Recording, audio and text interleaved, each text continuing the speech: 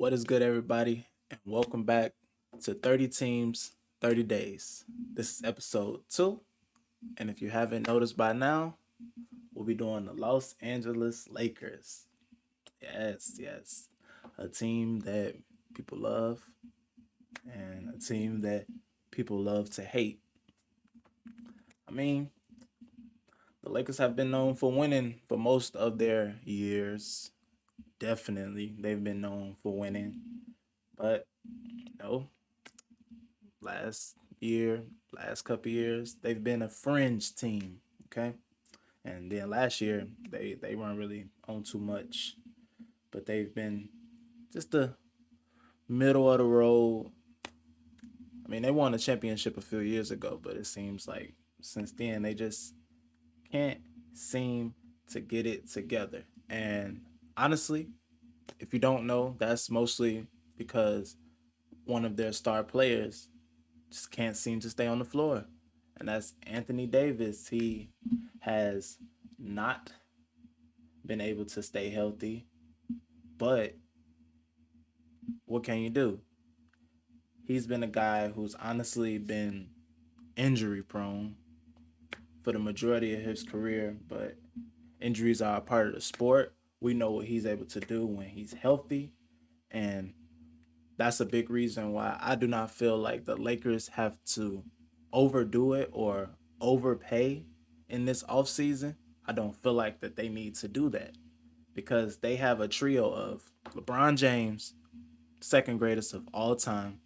They have Mr. Triple Double, Russell Westbrook, and the Brow, Anthony Davis. I mean, you get a nice 4 or 5 people under them, nice supporting cast, strong role players, some good depth. Then I see them right back into as a championship contender. Honestly, not just a playoff team, but a strong threat because those guys are not only smart, but they have years playoff experience. They have wear and tear, which means that they can they can handle a long season. Well, Anthony Davis may not fall into that category because at the most he plays about 60 games a season. I mean, that's not good, but what really can you do? Injuries are a part of the game. So, honestly, I feel like they don't have to do much, but they still should plan for those injuries to happen because it's a part of the game. And with that being said, I believe that their main concern for this offseason should be depth. And I mean real depth. I don't mean go out and get DJ Augustine, Kent Bazemore, Avery Bradley, Wayne Ellington. These guys are good, but for the most part, they're not strong role players. They haven't shown to be strong role players who are able to step up in critical situations as far as the playoffs, most definitely, because in the playoffs, that's where your depth shows the most. That's where your depth shows the most in the playoffs. When the starters come out, you need a group of guys who are able to take that relief off the starters while not showing a big difference and a huge drop off. You need somebody that's gonna put points on the board. Somebody a backup point guard that's gonna be just as important as the starting point guard. You need defense. You need these things. And I feel like that's the main thing that the Lakers are missing. They have depth. They have a lot of players at each position other than center. They have multiple guards, they have multiple forwards, but these guys are not proven. These guys are not going to get it done. That's the problem with the Lakers. So first, I feel like they need to go ahead if they don't plan on moving LeBron James back to the point guard, which I honestly feel like they do. They should, and it's the smartest decision. But LeBron James is also 37 years old, 82 games, 80 games, however many games that he will play. this next season, for him to have the ball constantly and always having to be the main guy, I feel like that should not be his role anymore. So they should get a backup point guard who is pass first, someone who's going to slow the game down at the right moments and speed the game up at the right moment. Somebody who's going to make smart decisions. You know, a player like Ricky Rubio, I feel like would be perfect backup for them. A veteran, he's got an edge to him. He's savvy, he's smart, and most importantly, he's pass first. He's a really good assist man. He'll he'll definitely be good in setting plays, and because he's a veteran, it won't take him too long to get into the flow of the offense because it's only 82 game season, and most times most teams need the whole season to get that chemistry. So they definitely should look to get him. And another thing I feel like they need is some wing depth, some defense, some defense. They don't really have too much defense on this team. Carmelo Anthony is not a defender. LeBron James is probably the best defender that they have, and that's not saying much. No shade to LeBron, but I feel like at 37 years old, his defense has dropped off tremendously. But I mean, what do you expect? He's 37 years old. I mean, it's still LeBron James, but other than that, Russell Westbrook is not the best defender. Kendrick Nunn barely played. You look at this team and you don't see any defenders. I mean, if you want to win in this league, you got to have defense, and they have none. I feel like a good player for them would be Bruce Brown. Bruce Brown is a good defender. He's a good rebounder, and he's versatile. He can he can play mostly forward.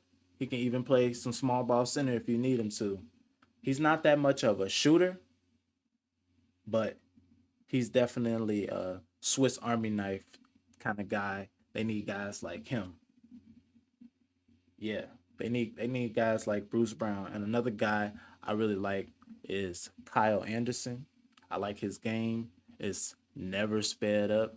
His name is Slow Mo, but his game is very precise, and he gets buckets. He gets buckets. He plays defense. He's about 6'8", 6'9", so he has length. He has experience, but it'll be hard telling the Grizzlies anything to let him go. So I mean that's hard. And another thing that they can use is a center. JaVale McGee played for them a couple years ago, won a championship with them, if I'm not mistaken. Um, he'll fit right into it and gel with these guys. Yeah. Other than that, I see them probably getting a couple of guys in the draft, possibly that can make an impact. You never know what you can do with those second round guys. I'm not sure what pick they have in the first round, but if they do decide to get somebody, I'd say get a shooter or that pass first point guard.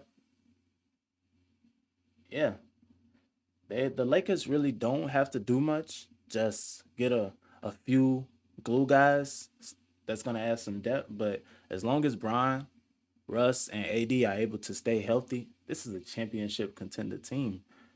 They they struggled their first year together. AD didn't really play, but if they can get those guys on board, they don't really have to do too much. They can continue to develop Taylor Horton Tucker, continue to develop Malik Monk, Malik Monk.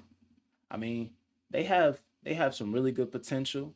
They have really good potential, but it's not gonna do much if they don't get depth to to make up for the injuries that are to come. Injuries are a part of the game, so depth, depth. That's what the Lakers need. And shooting, depth and shooting. Nobody on the Lakers shot over 40%, and I feel like that's ridiculous. Not one. I mean, DJ Augustine shot 42%, but he played like 5 games. That doesn't count. So yeah, the Lakers need to go out and get some depth, and they need to go out and get some shooting. I feel like they'll be good. They'll be really good. They got a nice trio, and they got Melo. Melo's that man. He could still get buckets. I don't see him leaving the Lakers.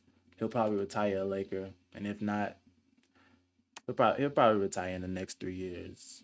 And if he can stay with the Lakers, that's only if Bron decides to stay, because they know that Bron has put them on alert. If they don't do something this year, Bron is more than likely leaving and going to the Golden State Warriors. Oh man, wouldn't that be crazy to see? LeBron James, Steph Curry, Klay Thompson. I know I just can't stop talking about the Warriors. This is the Lakers video, but that would be amazing to see, honestly. Like, not even just as a Warriors fan. Come on now. As a basketball fan, you don't want to see LeBron James, Steph Curry, Clay, Dre. You don't want to see that? Come on now. You want to see that. You want to see that. You want to see that. Oh, another thing I've been hearing, Kyrie to the Lakers. Hmm. Kyrie to the Lakers. How they gonna pull that off? Who knows?